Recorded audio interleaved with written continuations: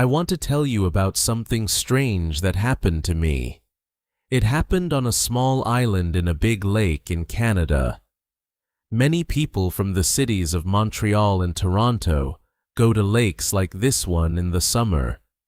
They go there to rest and enjoy the fresh air.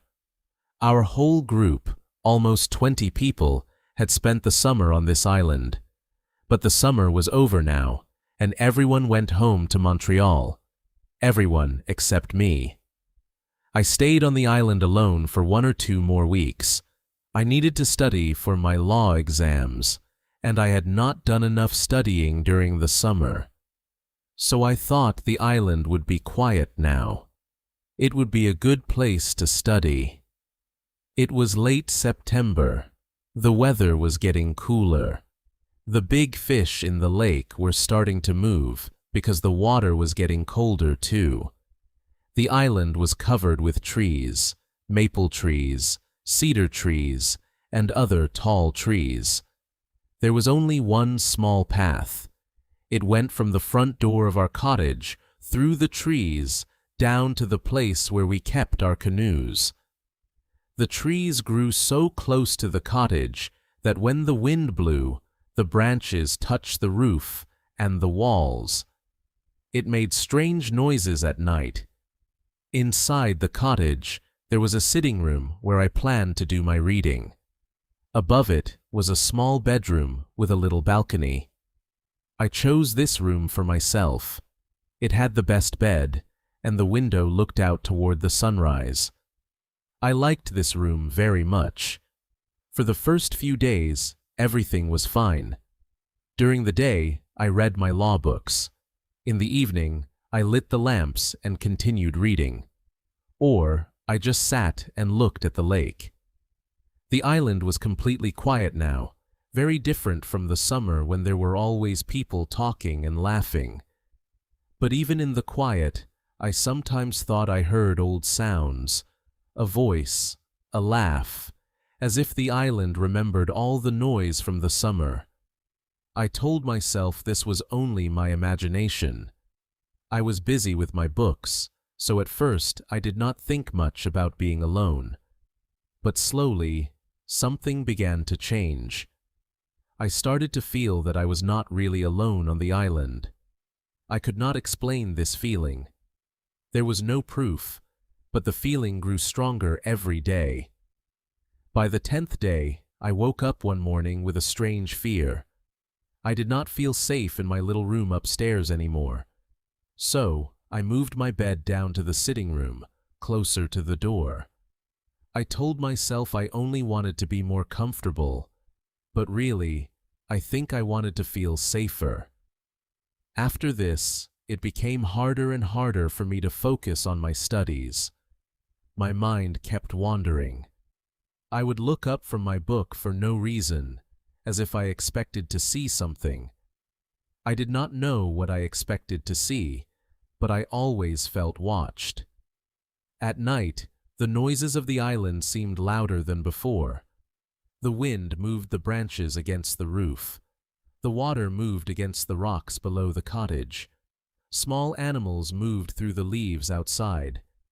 I told myself again and again that these were only natural sounds. Every island has these sounds. There was nothing new here. But my mind did not fully believe this. Something inside me kept waiting for a different kind of sound, a sound that would not have a simple explanation. I also noticed that I was eating less and sleeping badly. I would wake up in the middle of the night for no clear reason and lie still listening, my heart beating fast. Then, after a while, I would fall asleep again, only to wake up once more an hour later. Before that week, I had always slept well, even outdoors, even in strange places. Something about this island in these last quiet days of the year was different.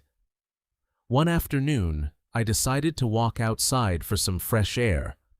I walked to the edge of the island near the water. That is when I saw it. Far out on the lake, there was a canoe. It was a big canoe made of bark in the old style. 2 men were sitting in it.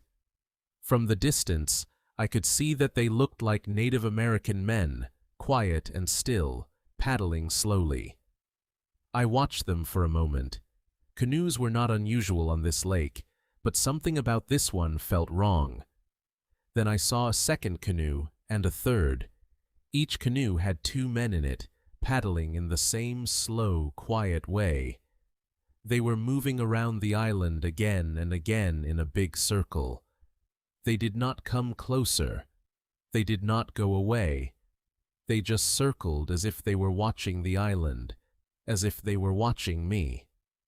I stepped back into the shadows of the trees so they would not see me. I watched from there. The canoes kept circling. Sometimes I thought they were turning toward the shore, as if they were finally going to land.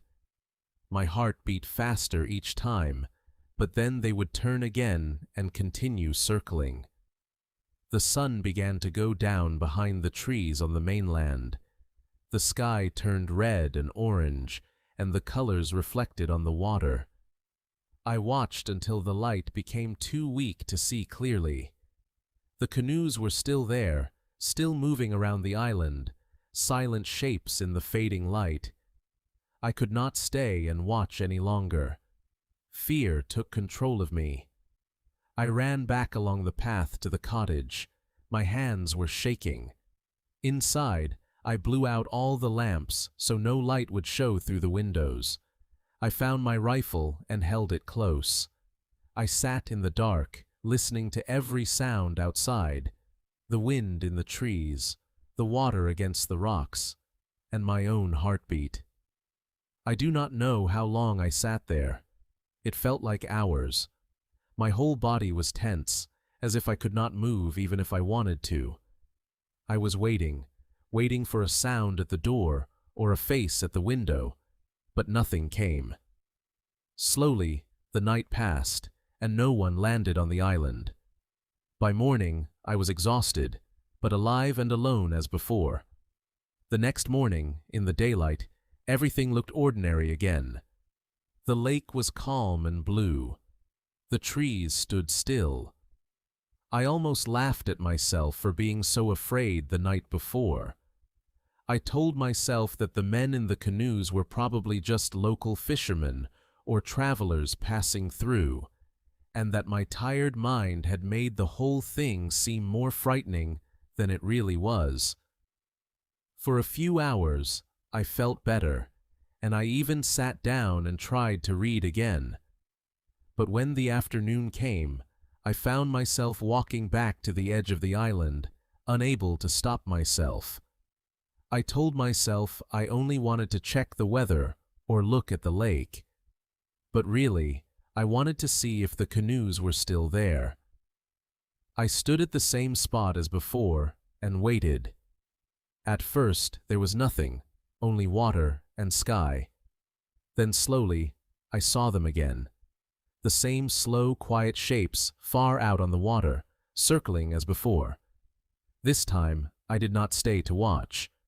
I turned around immediately and walked straight back to the cottage, my heart pounding in my chest. After that night, I could not stay on the island by myself any longer. I understood that I could not explain what I saw. Maybe it was real. Maybe it was only my imagination, made stronger by too many quiet days alone. But I did not want to test it again.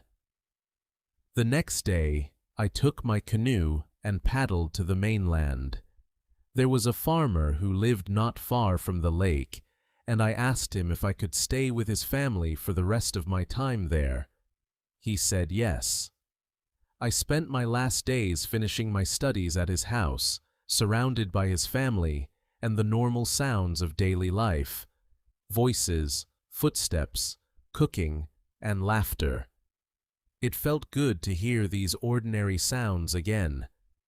I only returned to the island once more. On my very last day, I went back to collect my things, and close up the cottage for the winter. I worked quickly. I did not look too long at the water, and I did not walk to the edge of the island again. When my bags were packed, I closed the door, walked down to my canoe, and paddled away without looking back.